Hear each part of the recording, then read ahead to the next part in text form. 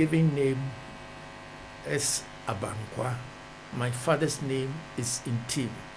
My mother is Elizabeth Adubia Ntim. I say that I am Abankwa Ntim as far as project is concerned. My father was a teacher. He went to the Presbyterian Training College in the 1920s. One of his mates was Professor Baita. ODADE first headmaster, Mr. Engman, as of then, was a teacher at Ekropon Training College. And he knew me when I mentioned my name. He recognized that he had been with my father. As you said earlier, I was born in Abitifin. I lived in Abitifin most of the time. But my father, as I said, was a teacher, and because of that, I didn't have my whole primary education in Abitifin. Indeed, I started I started at the United Primary School at Konongo Udumasi, where my father was a headmaster.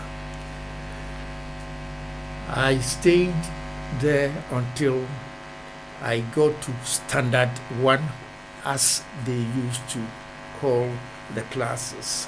From class 1 to class 3, you were in the primary school. From Standard 1, you got into the standard. You started with the standard classes. At Standard 1, I had my education in a church house because there were only 3 classrooms when I started class 1. And at Standard 3, Standard 1, it was in the church. I now understand why I didn't continue. At Standard 1, my father's very good friend, with whom they had stayed in Agogo, was transferred to Asante Mampong. And so, at Standard 1, I went to Asante Mampong with my father when this good friend of his was having a wedding. And when the wedding was over, my father went back to Kobudumase, and I stayed with him in Asante Mampong for 1 year. And he was again transferred to Brekum. And so I went to Brekum for my Standard 3. And I took, in those days, to get into the Abitifin primary, the Abitifin boarding school, one had to take a common entrance of all the Presbyterian schools to get into the Abitifin senior school. You had to take an exam. I took the exam and I passed, and so I came down to Abitifin once again to start my senior school education.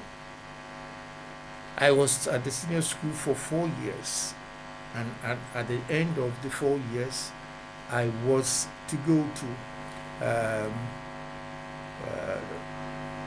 to secondary school. Indeed, my choice was that I should go to the Presbyterian Training College in Ekropon. Okay, Daddy, we're going to pause here because we have questions about your primary elementary side. Oh. Daddy, because your dad was Master Ntim, well-known figure all over the place at that time, can we say that you came from a privileged background, so to say? I can say that because I remember when I started class 1, in those days we had 2 sessions. From 8 o'clock to 12 o'clock, then from 2 o'clock to 4 o'clock. And as soon as school closed at 4 o'clock, I went home, had my bath, got prepared, and I took my slate and put it by my father's table where my father would be eating. When he got home between 5 and 6, he would give me questions in arithmetic. And my father, who was a very patient person, taught all her teaching life the class of class 1. He was recognized for his patience and for how he dealt with school children. So Master Ntim was noted for giving students a very solid foundation from class 1. The other point is because Master Ntim was going on transfer, Agogo, Odumase, Konongo, Odumase, Bompata, and did these transfers affect your primary education? Not at all. It didn't, because I had a very good foundation, and wherever I went, I can see that for those days, I was always among. Otherwise, I was almost among the first 10 in any class that I took. Well done. Now, Daddy, did you choose Presec, or Presec was imposed on you? As I indicated earlier on, I didn't choose Presec. I was going to go to the Presbyterian Training College, but a very good friend of my father's, who was the secretary for the Native Authority in Kwawu at that time, came to see my father, because at the end of standard 7, I had distinction. He came to see my father to tell my father that he thought I should, instead of going to the training college, I should rather go to the Presbyterian Secondary School, because he himself, who he had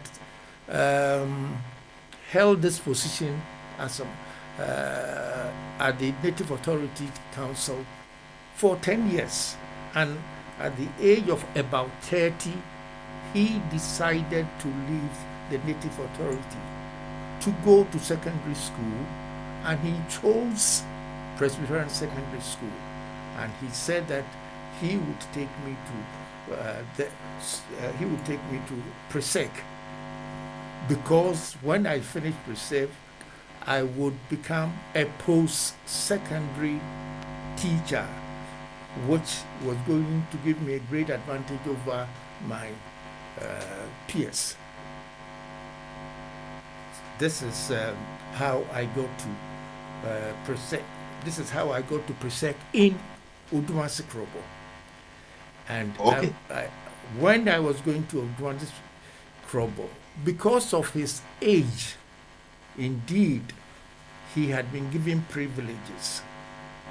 He had a car. I mean, the car was like what they call now the Abosokai Macho. And he had built a sort of body in the back seat.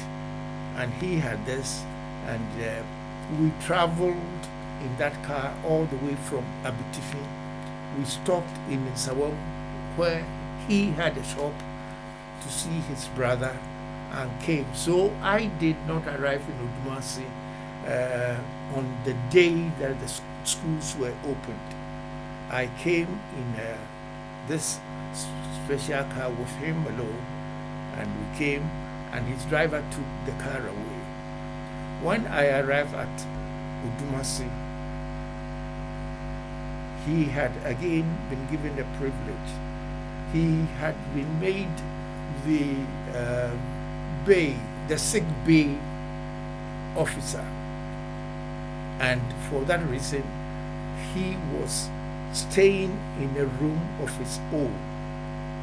So he took me to his room, and nobody, I mean, because of his position in the school, nobody could bully me. It was only Okay, one. Daddy, we'll come to that. But I think in retrospect, we can say that you are eternally grateful to this gentleman who recommended PSEC for you. Because passing through the walls of PSEC was a game changer. It gave you all the values that you are noted for. But Daddy, let's go back. 1949. 1949 is the year we are looking at. By the grace of God, you got someone to take you to the school. First day on arrival, how was it like? Who were some of your classmates? Can you recall some names? Very, very, very many of them, because quite a number of us became doctors and engineers. I can mention Dr. Bohene. He was a pediatrician at the Kolebu hospital for a long time. He went to Saudi Arabia for some time. I can talk of Kofi Asante, who also went to train at the Vancouver University. I remember when I became the High Commissioner in Vancouver, in Ottawa, I remember the government took the newly arrived High Commissioners and Ambassadors on a trip to the north. And I remember I sat with somebody, and he mentioned that he went to Vancouver. He went to the University of Vancouver. And I said, oh, a classmate of mine also went to, and he said, who is it? I said, Kofi Asante. I said, Kofi Asante is my classmate, and I would like to see him. And indeed, within 2 days, he called Kofi Asante because he had been allocated the northern territories of Canada, and he was the pediatrician for the whole place. He traveled by helicopter from town to town, taking care of people. Some of my classmates, as you asked, I had Engineer Adanuvo as a classmate. I would say that indeed Engineer Adanuvo was the one who taught our class almost all the time. He served under the in Ntim at one of the government established factories. Very unfortunately, he lost an arm, and so he vanished from the scene quite early on. Some others are Dr. Kwame Ajakwa, Dr. Wurapa, who served with the WHO, Dr. Ubobisa Newman, who served at Kolebu for some time. He is one of the doctors who stayed on in Ghana for, I guess, all his working life. He is the only one I can mention who is still alive and lives somewhere near Abankwa.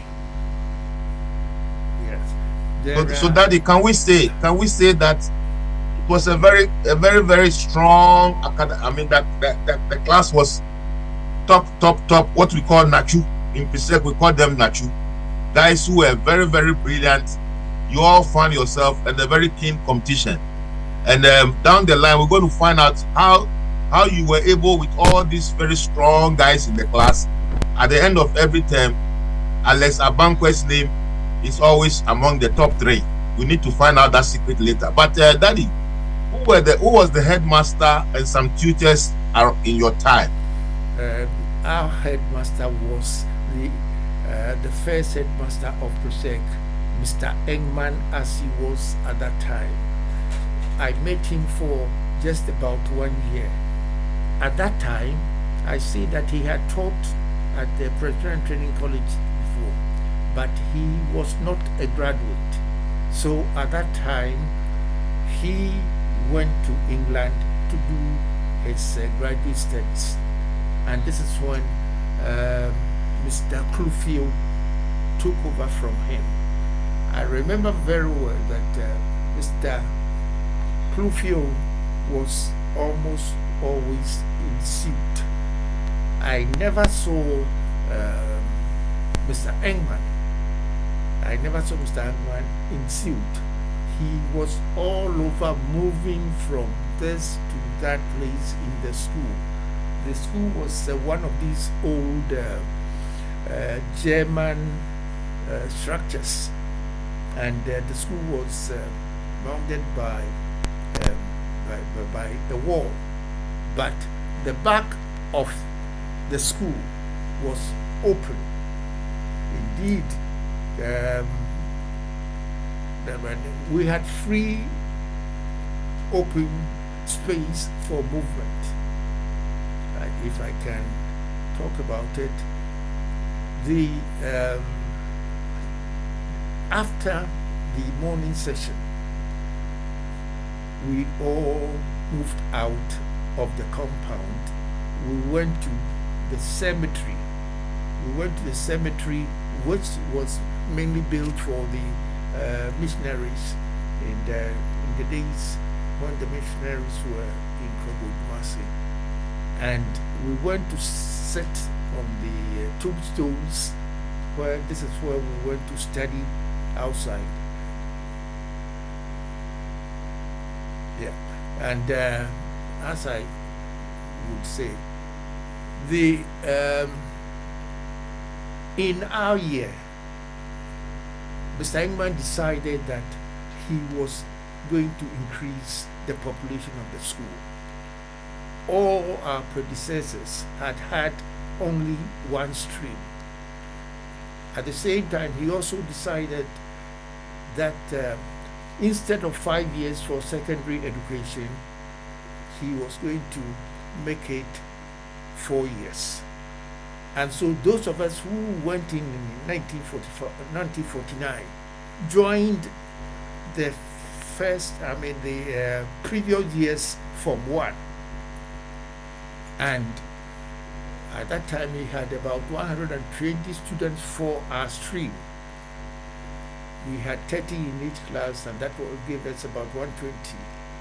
And the first year, the first year for us, and second year for our predecessors, at the end of the first year, we had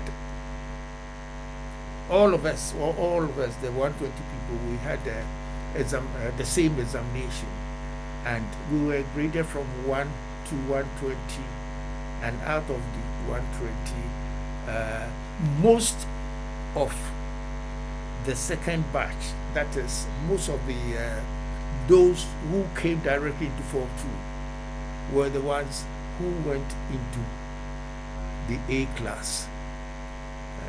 Nice one. We'll take a short break here, even as our daddy warms up, because there is more in the tank, more to be delivered. We'll take a short break, and then when we come back, we're going to go into more details. It's getting interesting. Our mind.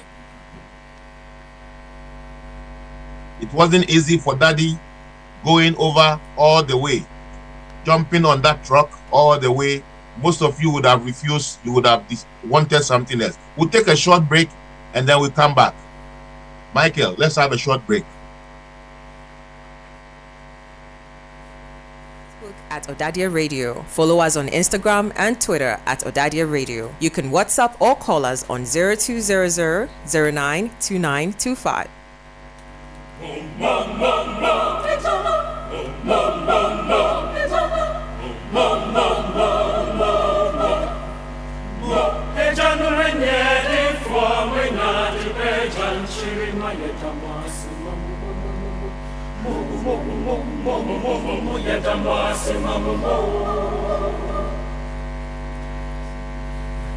Ejanwe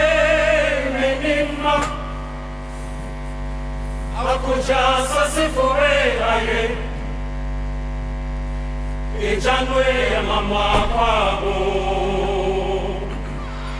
Ya Mary babeye na mwaye yo Ejanwe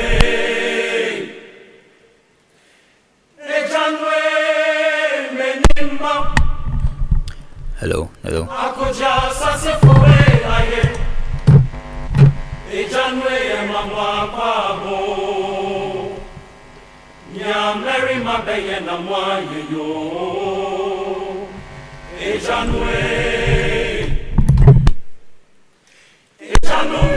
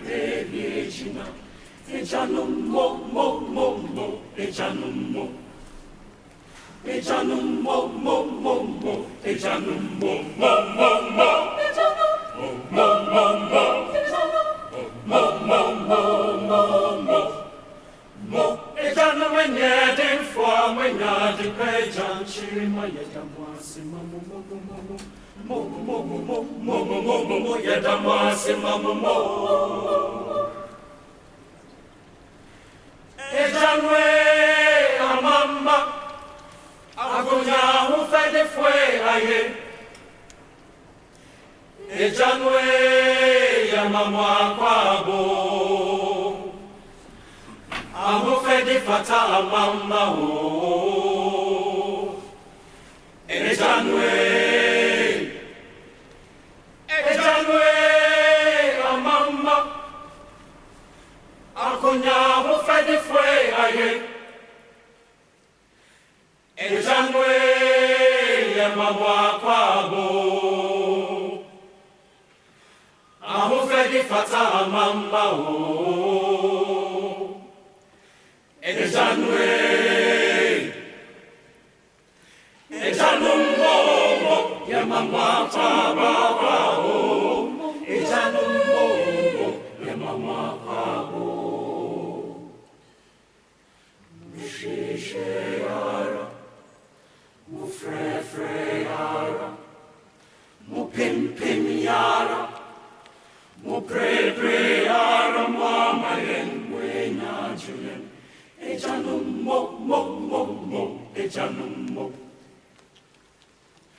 Mushishe yara Mufrefre yara Mupimpim yara Muprebre yara Mama yenwe nyajuyen Ejanum mo Ejanum mo Ejanum mo Ejanum mo. Yes, we are back. We are back after a short break to continue with this interesting interview personality profile of one of our distinguished personalities. ODADE3, we hold him in high esteem because anywhere you mention his name is respected by all and sundry. So, Daddy, going on, that some of the tutors of your time, those who taught you, any recollections, please? Yes. I remember a tutor called Mr. Nyako at that time. I would say that in our time, most of the teachers or tutors were people who were passing through. Indeed, during that period, we had just about three, I can remember only 3 tutors who were graduates. Most of them were either post secondary or post-training college individuals who were waiting to be posted to travel to Britain to continue with their education. Ms. Nyakon was my mathematics teacher. One advantage I had was that in those days, the mathematics consisted of algebra, geometry, and arithmetic.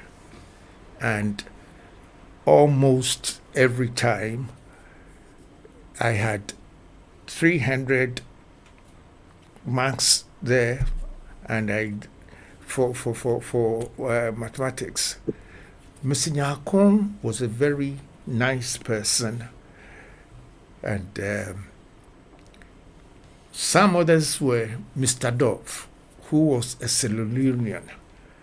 He was one of the few who had, degrees. Mr. J.L. Annan, who indeed wrote the school anthem, was also a recently returned tutor. Mr. Tay of John Tay's school was also one of the tutors. All these people were very dedicated and hardworking,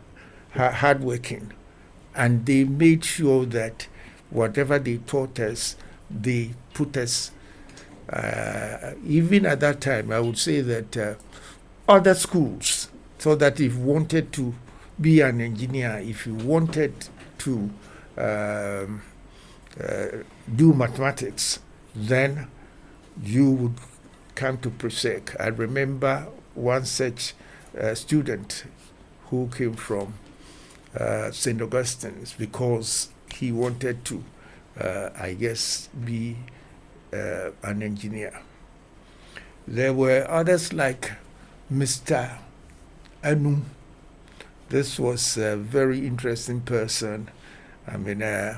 He was very abusive, and if you did anything wrong, he would give knocks. He will give knocks. Yes, he would give it to you. But Daddy, don't you think it was because most of your colleagues too were at that teenage years mischievous? That is why you invited these knocks. Yes, I guess so. Yes, because I remember, for example, this Mr. Nyako I'm talking about. He was a very tall person, and he walked like a lady. And I'm sorry to say that I was the first to remark on this thing, and I gave him a name, Konto. Konto, and the whole class took to it. And so between us, we were calling each other Konto. Indeed, as of today, there are some partners or some wives, their husbands have passed on, who, when they meet me, they call me Konto. And I say Konto. And this became a sort of a nickname for our class, and which was the A class. Yes. So we want, at this stage, we want to pay tribute to our tutors of that era for giving our fathers and daddy and the departed ones a very solid foundation, especially in mathematics, giving them a strong quantitative and computational training such that they carried it on for the rest of their lives. If you look at the class of 52, so many doctors, so many went all the way up, and they really made Presec proud. Wherever they were, the flag of Presec was raised very high. So, Daddy, now let's look at the Presbyterian discipline. Presec has been noted for Presbyterian discipline. Everywhere you go, Presbyterian training, Christian gentlemen. What was the discipline like in Odumasi Krobo? It was very strict. I would say that even though our walls were open, as I told you earlier, the back of the school didn't have a wall, and it opened onto a cemetery. The school didn't have its own park, school park, and we used the school park of the primary school. This is where we had our exercises, and we had to go to Acro School, which was a sort of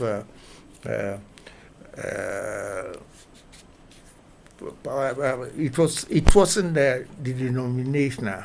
It was this is where we went to do our training, and if you did anything, I mean, in spite of the fact that the place was open, you would be found out, and if you were found out, you were given the punishment.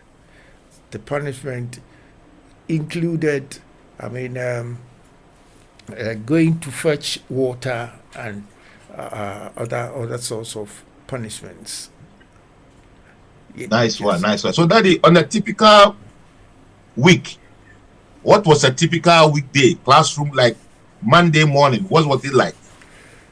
And then also, what was a weekend like, Saturday? So give us how Monday looked like. We want you to give us a picture of how Monday looked like, yes. Classes and whatever. And then Saturday, when there are no classes, what was the school like? Okay. The school days, which started from Monday and went on to Fridays, were every morning we had mathematics as a subject. You were either doing arithmetic, geometry, or algebra. And then once you got into pre-sec, 4 subjects were selected for you, whether you liked it or not. You would take mathematics, English, vernacular, and religious knowledge. These subjects everybody had to take before you add other subjects. This is after your first 2 years, before you add other subjects. And even though the school did not have any laboratory, quite a number of us took science and did well in science.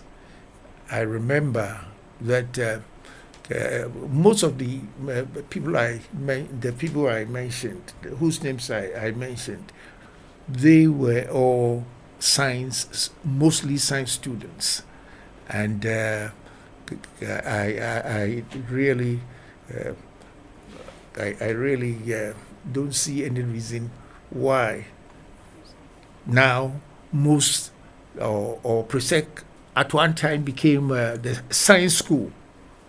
It became a science school, and people came from all over to come to pre-sec. Again, one thing I got to know about in those days, I think it may be the same thing. Most of these students came from boarding senior schools, Ntim, Boso, Begro, Abitifi, Asante Mampong also was there. And most people, as I said, became scientists. Then, Daddy, what about weekends? On weekends. What time did you wake up? On weekends, we woke up still at 5:30. We woke up at 5:30, and once a month, we had a free weekend. That is, on that particular day, anybody who wanted to go out could go out. In Odumasi itself, there were no shops and other facilities, and so people had to go to Agomenya which was just about a mile away from Odumasi.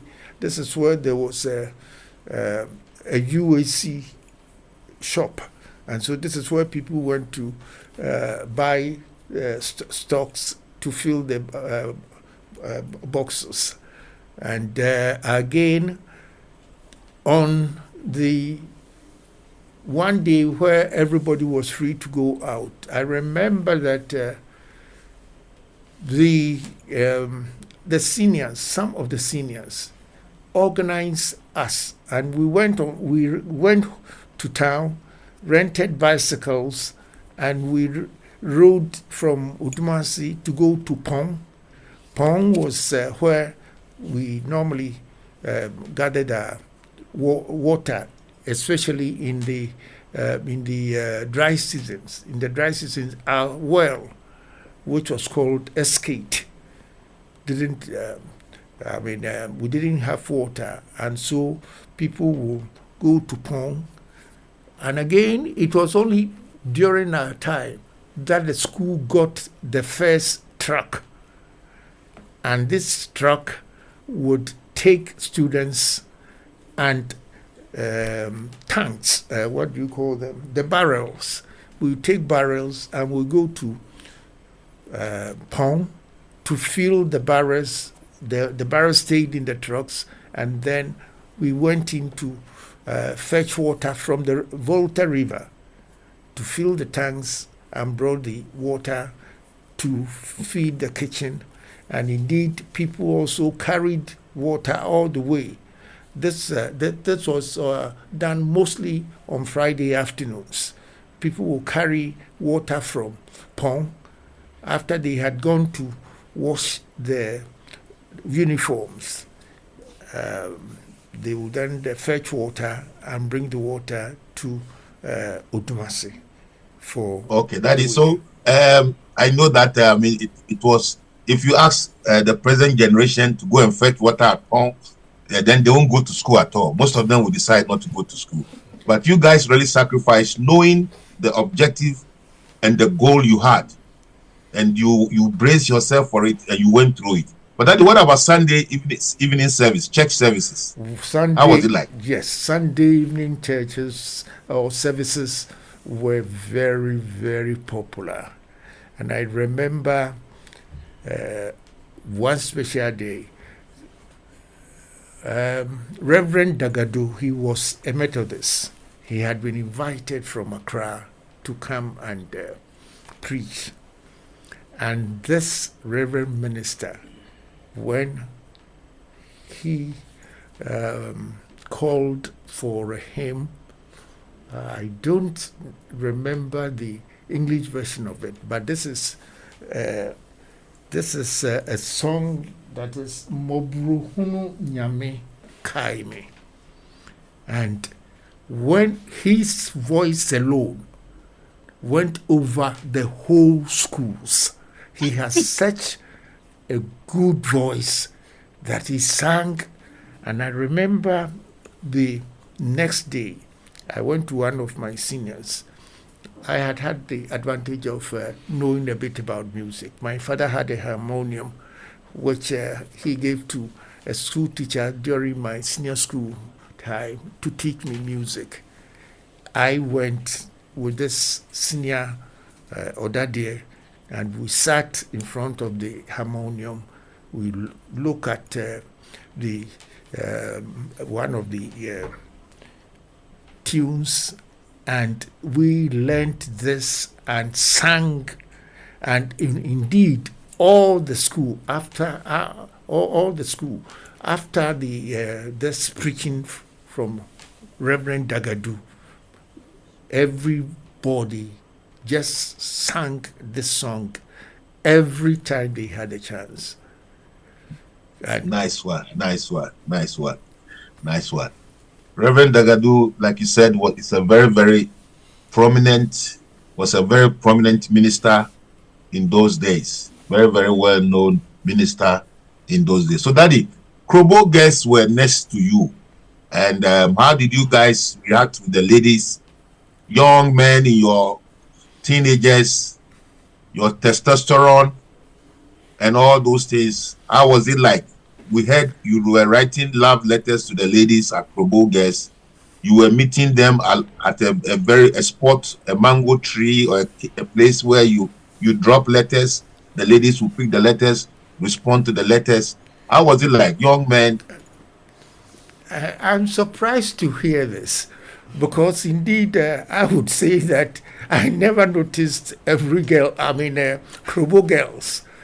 I never noticed Probo girls. They came from far away to the school chapel. The town chapel. And we were just about, at most, 100 yards, 100 feet from the church.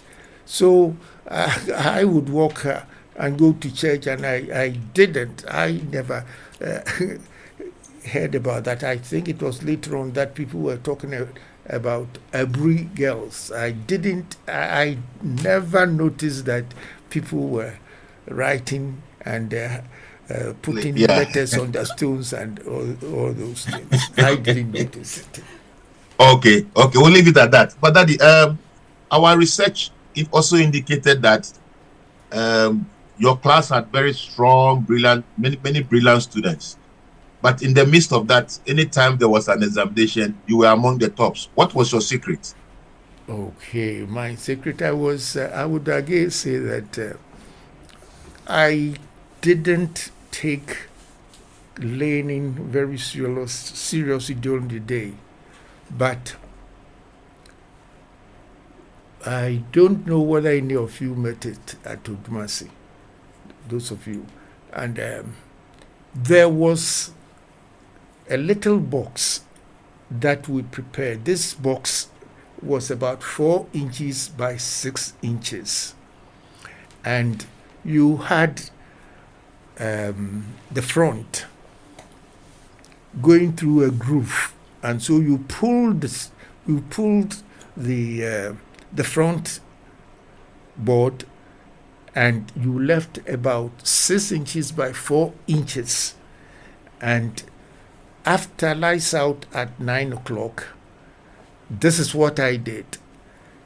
At 2 o'clock every morning, I was up, and I will go to the box room and sit in the box room and do all the work that I would want to do in the box room. You pull the front box, and you had only a space of about 6 inches by 4 inches, which was directed towards your book or your paper, and this is what I used.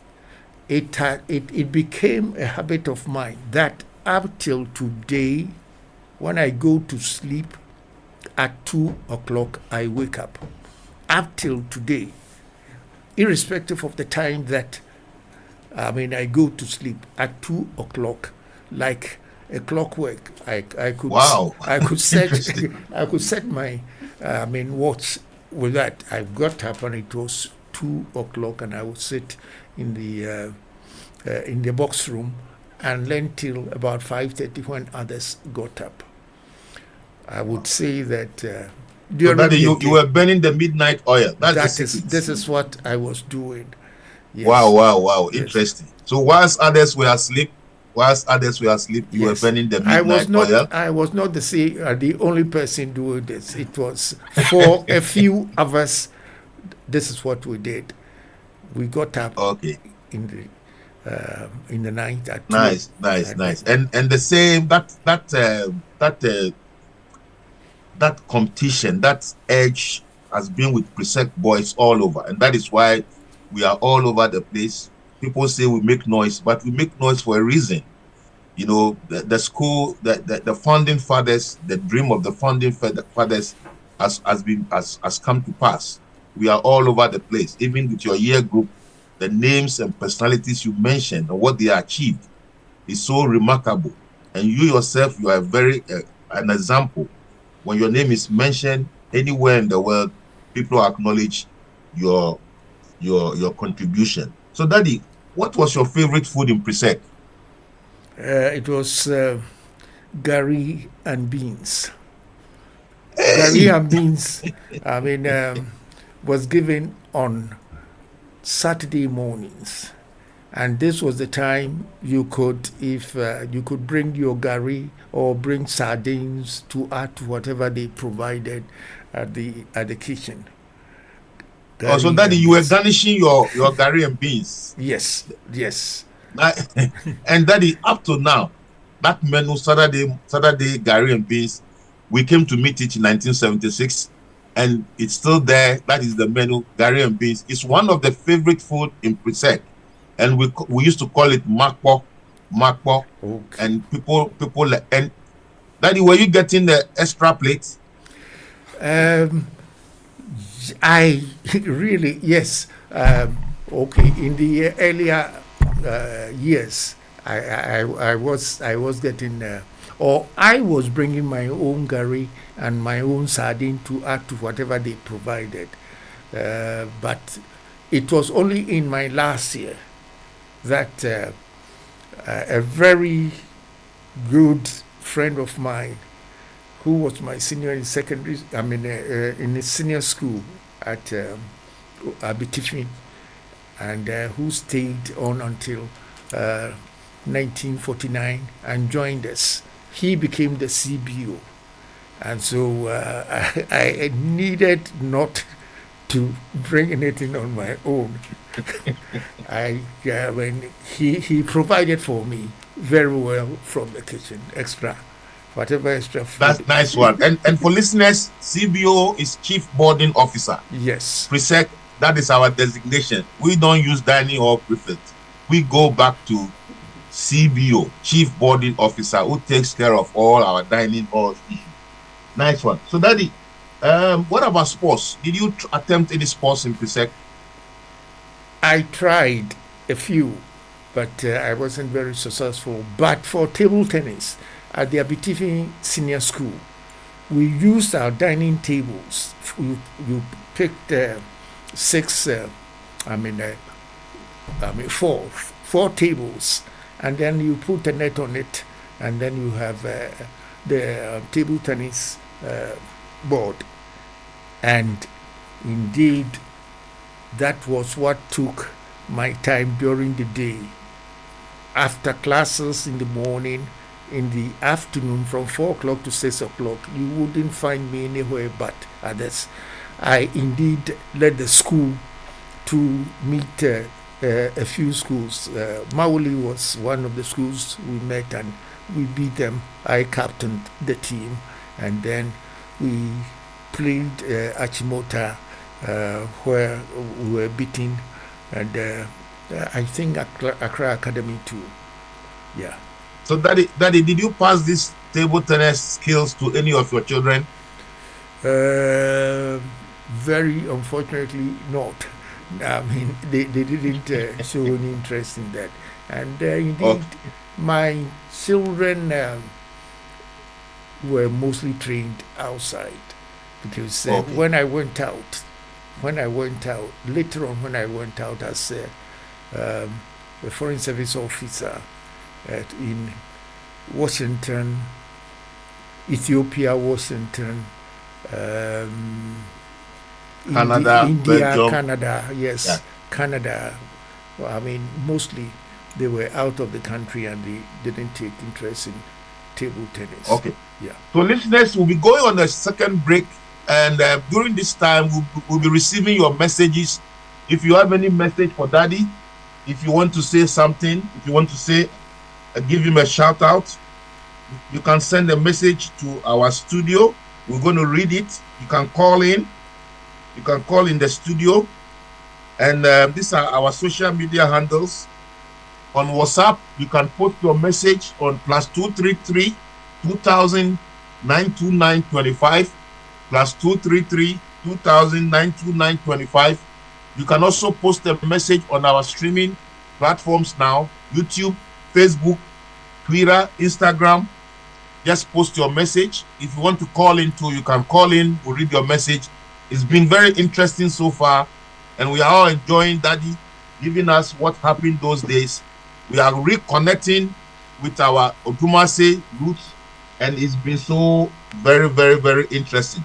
Before we go on the second break, during which we're going to be expecting your messages, one more question for Daddy.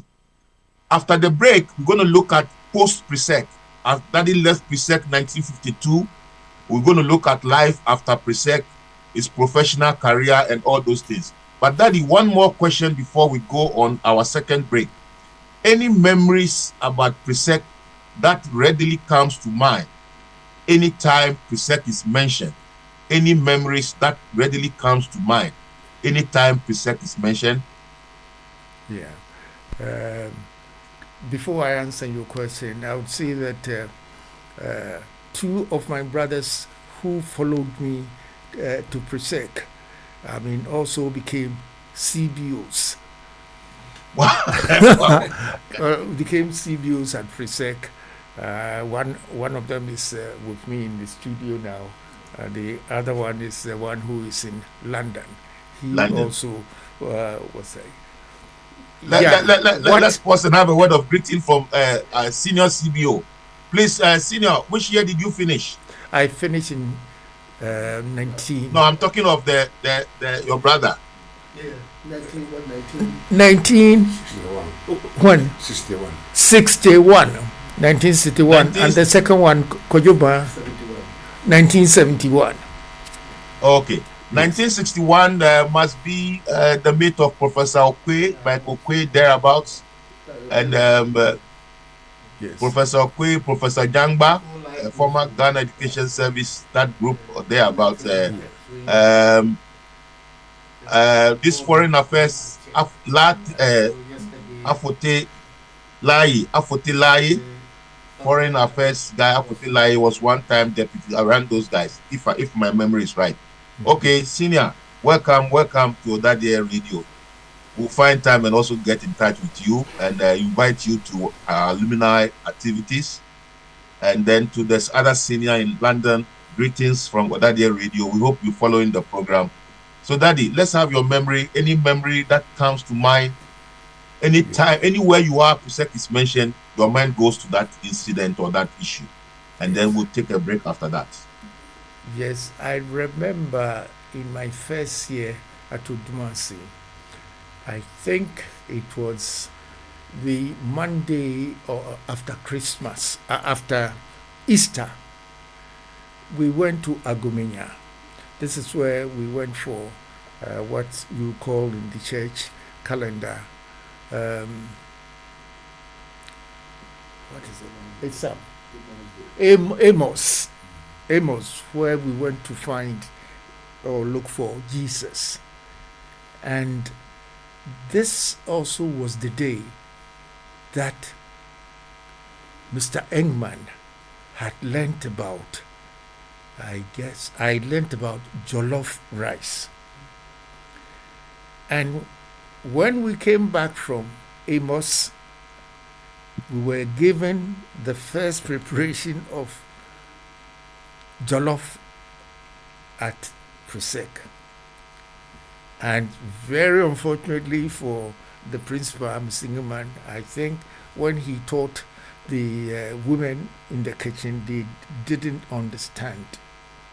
And it became a watery jollof.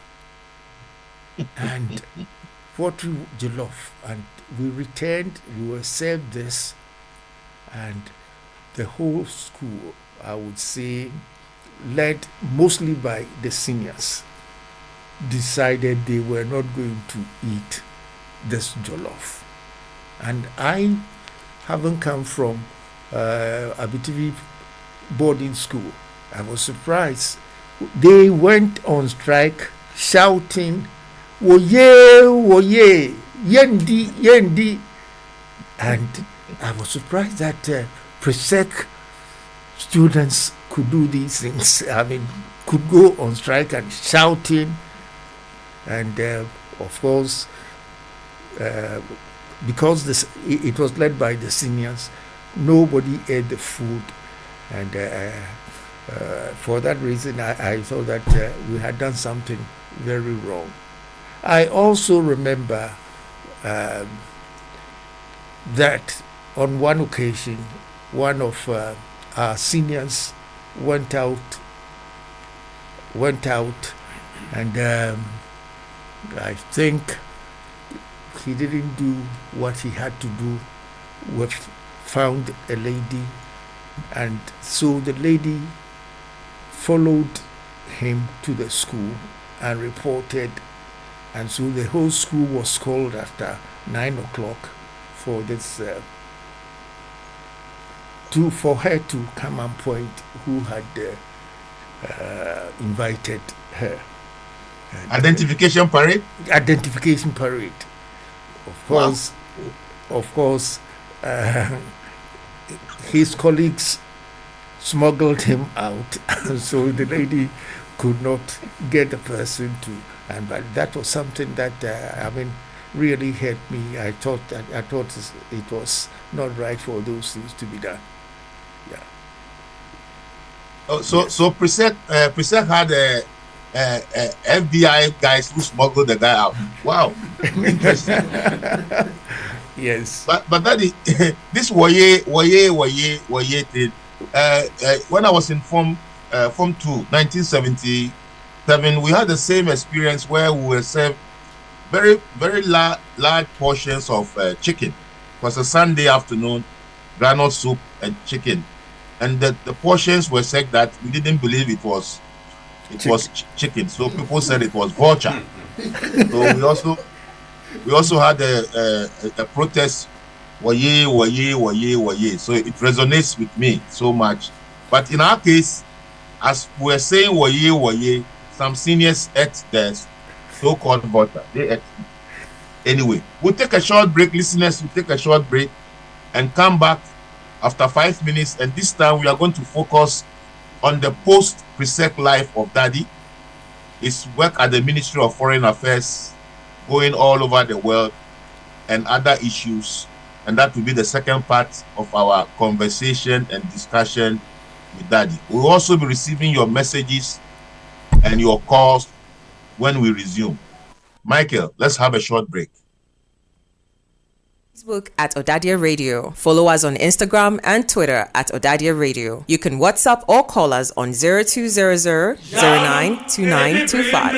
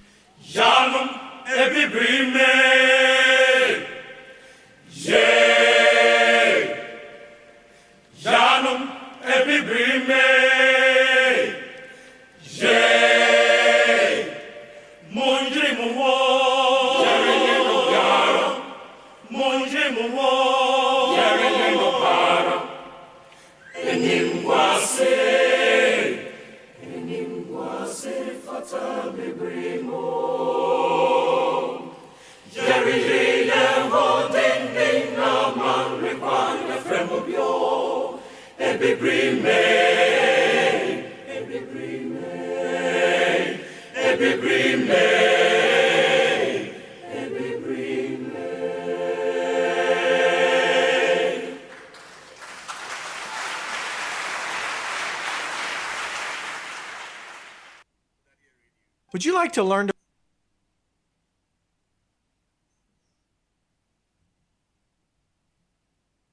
Hello, colleagues. This is Te Agbemo, 1981 year group.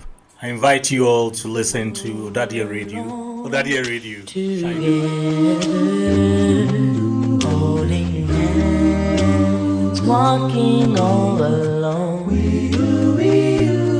So in love are we two? ODADE Radio. Like us on Facebook at ODADE Radio. Follow us on Instagram and Twitter at ODADE Radio. You can WhatsApp or call us on 0200 092925.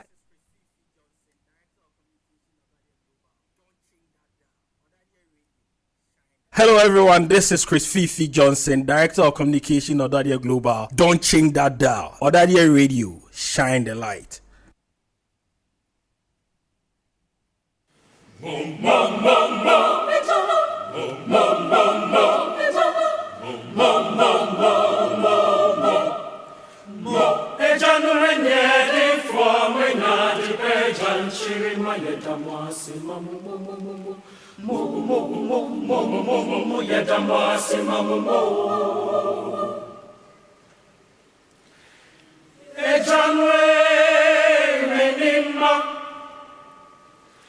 Akuja sasifure aye Ejanwe mama kwabo Nya meri mabeye na mwaye yo Ejanwe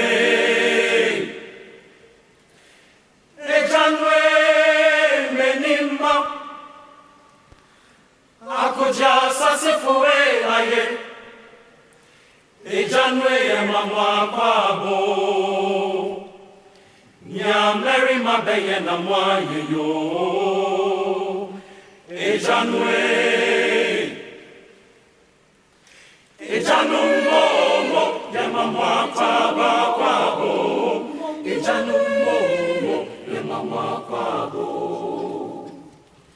Ukomidi mwara Usushi mwara Uyashi mwara Mubrebre ara mwama yente yejina Ejanu mo Ejanu mo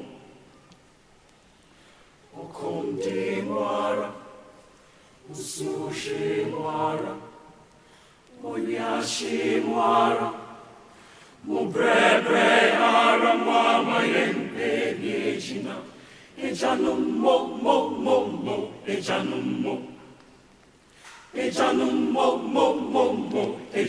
mo Ejanu Ejanu wenye defo wenye depejan chima yedamwasi mo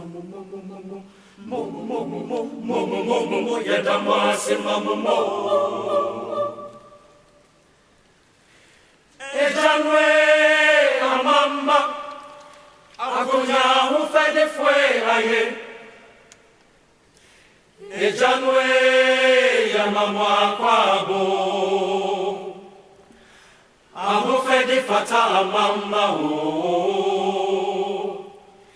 Ejanwe amama Agonya ufede fwe aye Ejanwe ya mama kwabo Ahufedi fata mama o Ejanwe momo ya mama kwabo Ejanu momo ya mama kwabo. Well, we are coming back from our break to continue this interesting discussion with one of our own distinguished personalities. Our fraternity is so proud of what he has achieved. Wherever he's found himself, he has placed Presec on a very high pedestal. And we are happy through the instrumentality of ODADE Amanobwedu, we were able to get our daddy to have this interesting program. Michael, do we have any messages? Otherwise, we'll quickly continue with our discussion with Daddy. Any messages, Michael? No messages. Any message on our platforms, Facebook, YouTube, Instagram, Twitter, or X, whatever they call it now? Or any message? Otherwise, I'll continue and we'll get the messages later. Yes. Okay, so Daddy, now after Presec, You went through Legon. I will skip that side because I knew you close your eyes and then you just breeze through Legon. You finish Legon in 3 minutes. You were finished with Legon. So why did you opt for the foreign service, Daddy? I would say that when we had finished with our examinations and went to still were going for classes, I would say that we were all given our addresses for the future. And I mentioned that I gave Washington, D.C. as my address, that Embassy of Ghana, Washington, D.C. But then I was going to apply to go to the Foreign Service, and my wife, who then had a year to finish Legon, said that I was running away from her.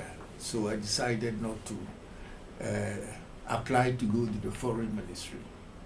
I was posted as a science officer to Nyankpala, near Tamale, which had a training school, and it is indeed a campus of the university.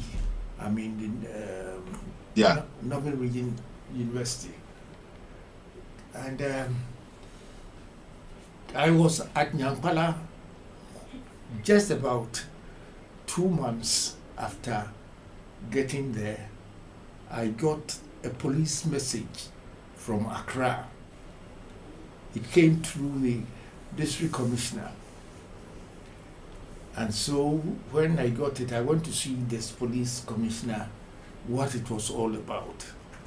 And he said that he didn't know anything about it. But all the same, I came down to Accra. I was being invited to Accra. I came to Accra and went to see the Mr. Prekon, who originally brought me to Presec.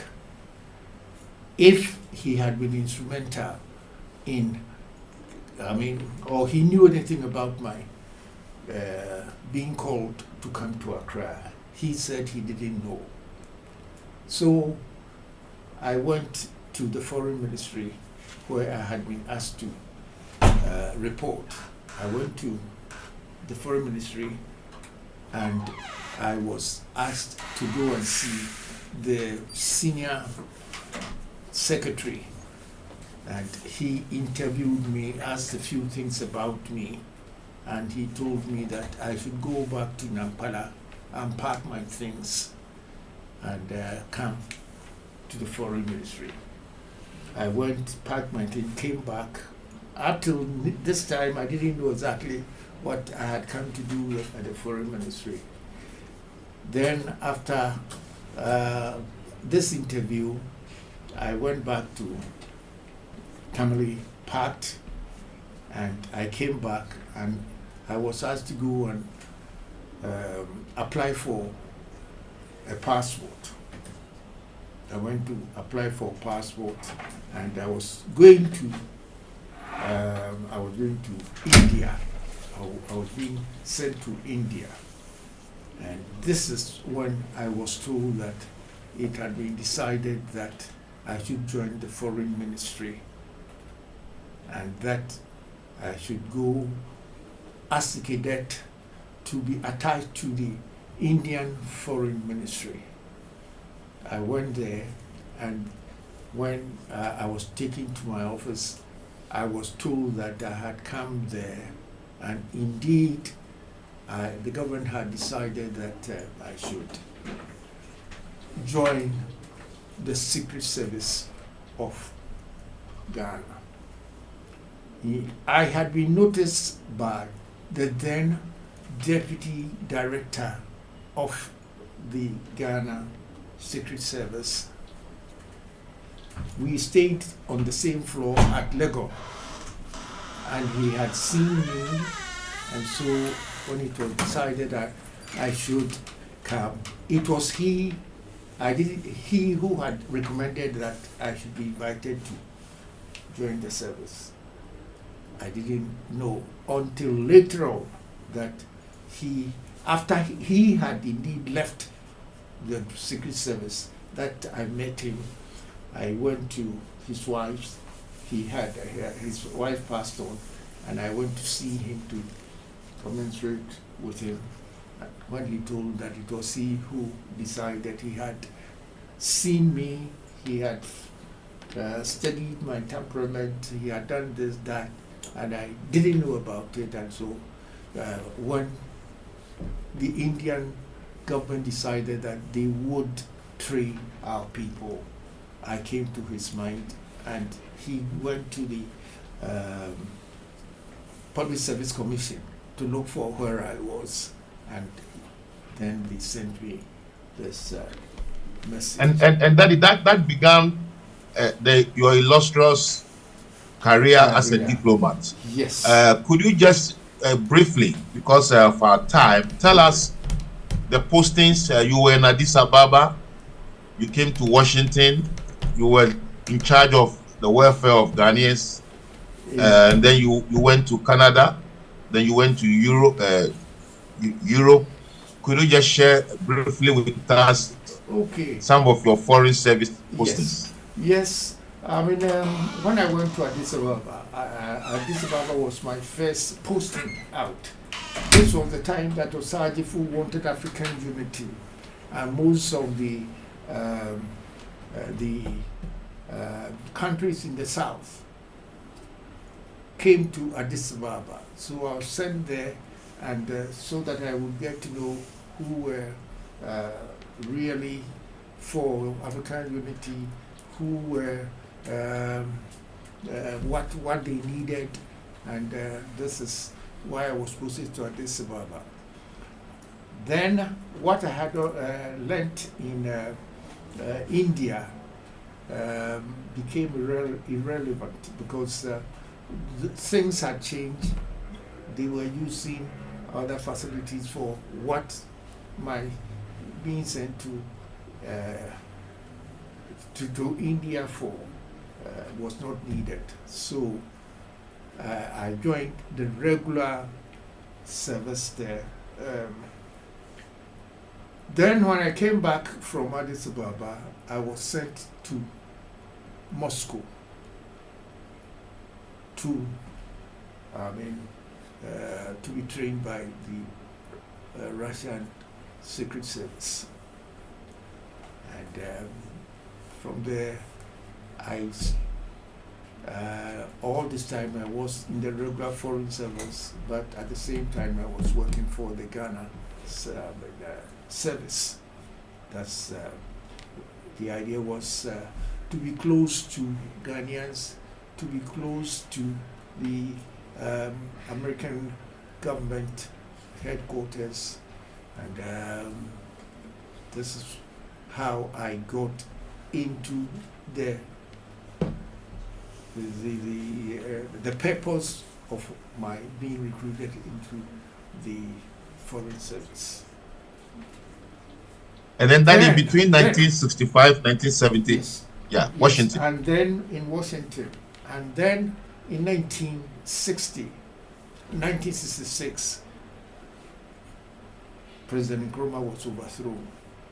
And when he was overthrown, indeed, if you have heard about Apollo 507 or whatever it was, I was to be taken out of the foreign service. And my colleagues back at home from the main ministry, later on they told me that they went to see the then Deputy Minister for Foreign Affairs and said that whatever they were saying about me couldn't be true, or this and that I shouldn't be taken out. Somehow my ambassador was also recalled to Accra, and then he came back and told me that this was what was going to happen, but my colleagues had I wasn't the only person. Indeed, the 6 of us who were recruited by Nkrumah were all called back, and we were taken out of the foreign ministry. We were to be taken out of the foreign ministry. They stopped it, but later on, after I came back in 1970, yes, 70, I was taken out of the foreign ministry completely and sent to the home service, where I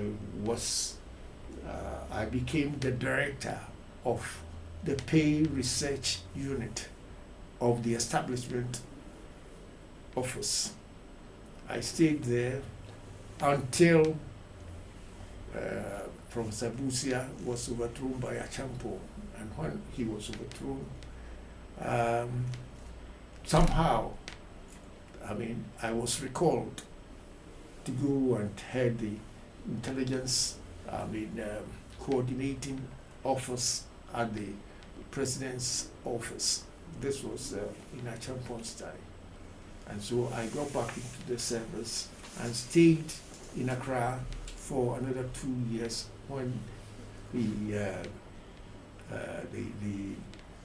Achampo's office through SMC was also overthrown.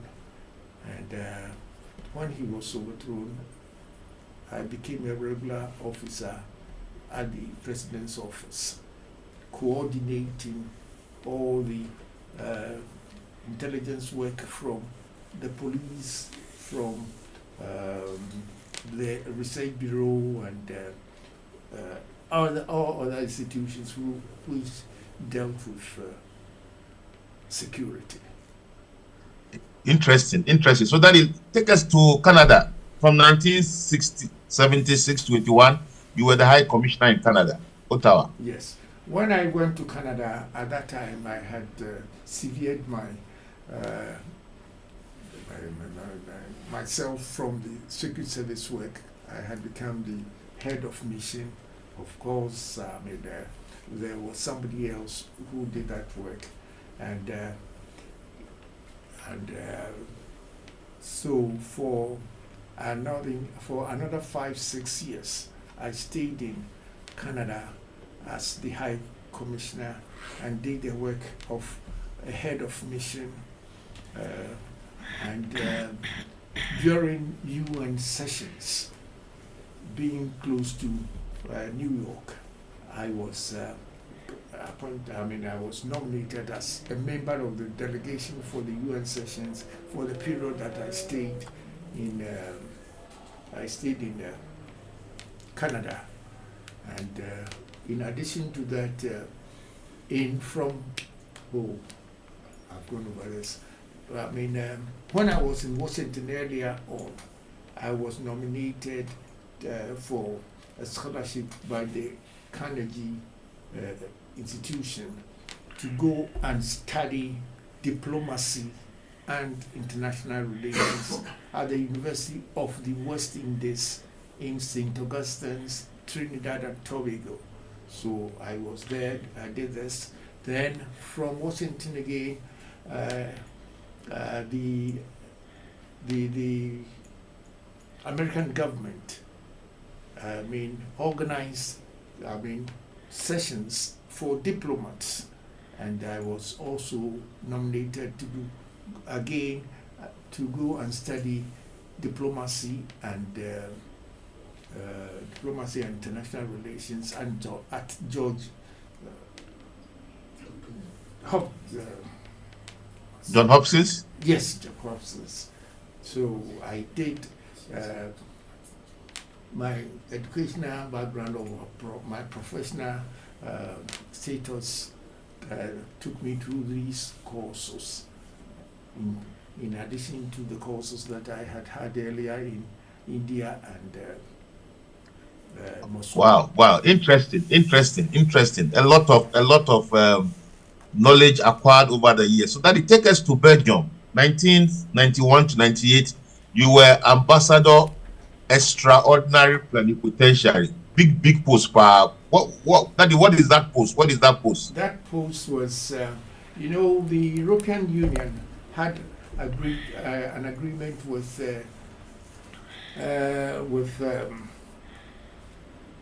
countries which had relations with Europe, and the countries were the African, Caribbean, and Pacific group of nations. So I was concurrently, seven in this mission for Ghana. Then, yes, 7 in this mission for Ghana. In addition to that, I was the ambassador plenipotentiary for Belgium, Netherlands, and the Grand Duchy of Luxembourg, and also accredited to the European Union. So there I was representing 4 groups. I was representing 4 groups, and I had a chance to travel all over the world, because from Belgium, we normally had, every year we had a meeting in an European country, and then during the same year, an ACP country. And so we moved from country to country, and so I got the chance to work with all these countries. Wow. Daddy, so in all this illustrious career, are there any values from PSEC that came in handily, that made you distinguish yourself and to serve Ghana to the best of your ability, the details of your conscience, and your perception of public servant? Yes, I did. And some of the values you're talking about include hard work, and also telling letting your government also know what actually is happening in these countries, where I use these values to decide on what to help, or what to tell the government, what was the real cases as they were in these countries, rather than to, I know that there are others who would tell the government what they want to hear, but knowing that this wouldn't finally help the country, I did what PSEC had trained me to serve my country and the church. To take our places in the future of our country and church. We'll come to that. But listeners, please, today we ask for extra 5 minutes, because I'm being carried away by this discussion. So please, listeners, give me 5 more minutes today, because Daddy is here and his Daddy is sharing with us. Daddy, any message for the present or that year generation, or young men in general? We want to drink from your fountain of wisdom this afternoon. Any message for the present generation of PSEC boys or the youth in general? Yes, I would tell the present generation, others to come, that it is necessary for us to be truthful to the things that we are chosen to do. We should be hardworking, and if you want to succeed, we should rather serve the nation than to serve only personal interests. This will be the advice I will give to the present generation, and if we should do this, we hope that things will go well for all of us.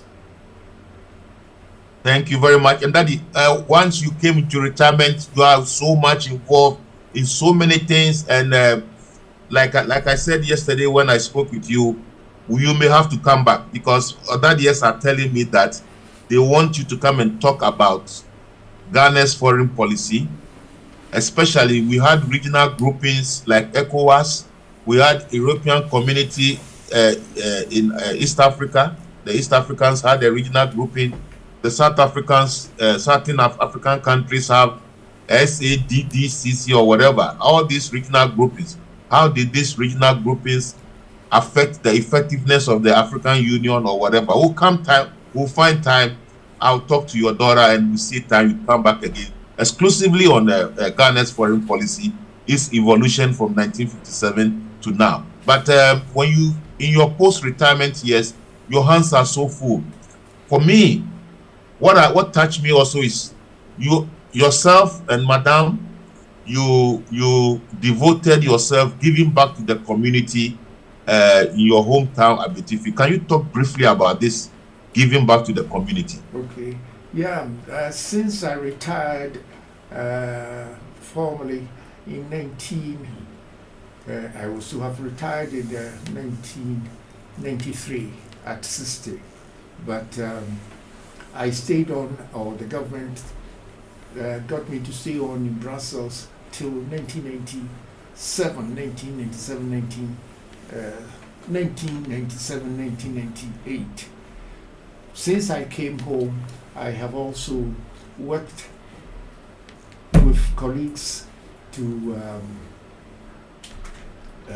do a research work on the impact that the West African Union for monetary and economic WEMOA, do the research work which wanted Ghana, indeed, the purpose of it, as the European Union wanted it, was that Ghana should come out of the ECOWAS and join the WEMOA. And if Ghana had joined WEMOA, then indeed it would have broken the back of the ECOWAS. So research ended by accepting the proposal that we have also served on the African peer review mechanism. Yes. I have also served on the Council of Elders of the West Africa Economic ECOWAS. And beyond that, I and former colleagues of the foreign service of the research department came together and also work to organize the police and the security services to conduct a research, to train the security officers for the, I think it was the 2008 elections. Apart from that, my country, the church in Abetifi has also honored me. The Abetifi man has honored me in the year 2008. President Kufuor also gave me an award, a national award, award, an officer of the Volta, which I also had in 2008. So I have had awards from quite a number of places. Wow, thank you very much, Daddy. It's been very interesting having you as our guest this afternoon. You surely come back. You surely come back. And you have 3 adult children, 11 grandchildren, and 2 great-grandchildren. God has really blessed you, Daddy. We really celebrate you today. Listeners, one of our own has been here for the past 1.5 hours. And because of time, we had to truncate a lot of things. And you saw me cutting him off just because of time. We're going to have this program repeated in the course of the week. And we look forward to having Daddy another time coming to talk about Ghana's foreign policy. And we've really had a very interesting time. Your messages are not coming forth, but we're going to pick them up later on when you post them on our platforms, our streaming platforms. At this stage, we're going to sing the school anthem with Daddy, and then we'll bring the program to an end. Michael, can we have the school anthem?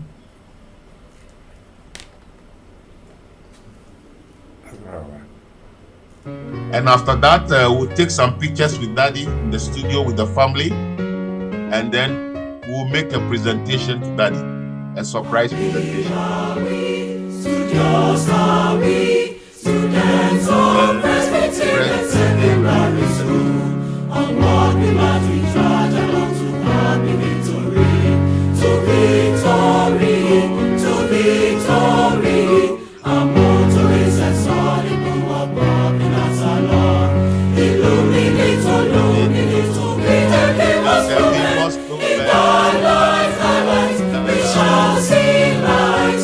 Illuminate, we can be most movement. For peace and train and show us a foundation to take our places in the future of our country and church.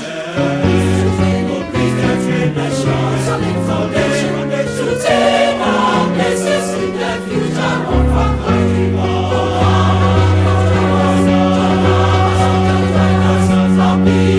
Studios are we for peace and foundation to take our places in the future of our country and church. To take our places in the future of our country.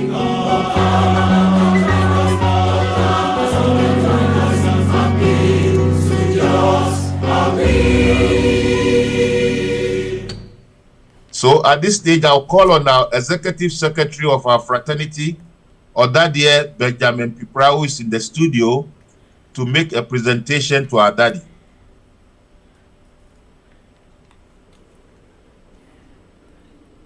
Ben, you there? Mike, is Ben in the studio? After which we'll take a group photograph.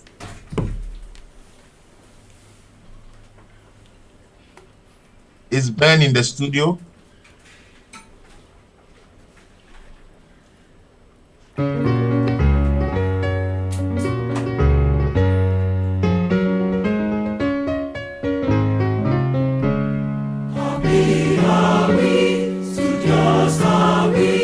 Students of Presbyterian Secondary School, onward we march, we trudge along to happy victory, to victory, to victory.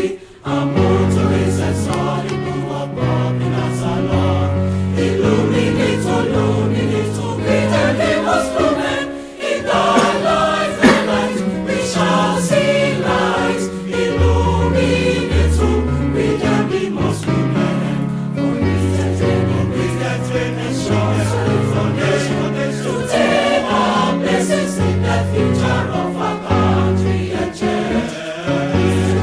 Peace and train and show us a foundation to take our places in the future of our country.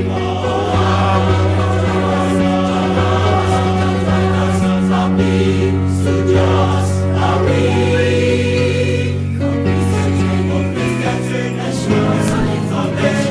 To take our places in the future of our country and church. To take our places in the future of our country.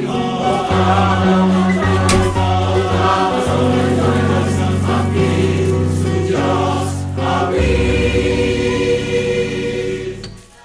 Shall we have the presentation now?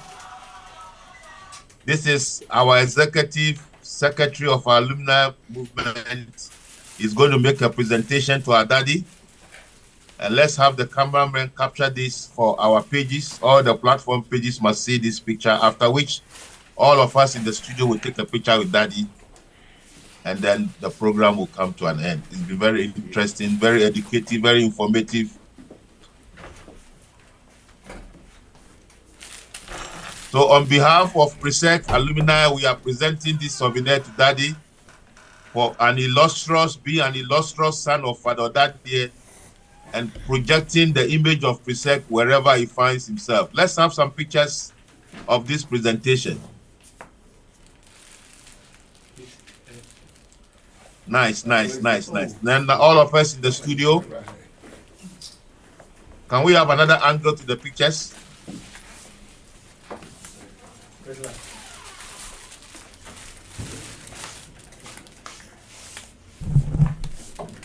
And then let's have a group picture. All of us in the studio, let's have a group picture with Daddy. I thought you were going to do the presentation. Is Priscilla in the studio? Priscilla? Oh, okay. Let's have, can we just fix ourselves and have...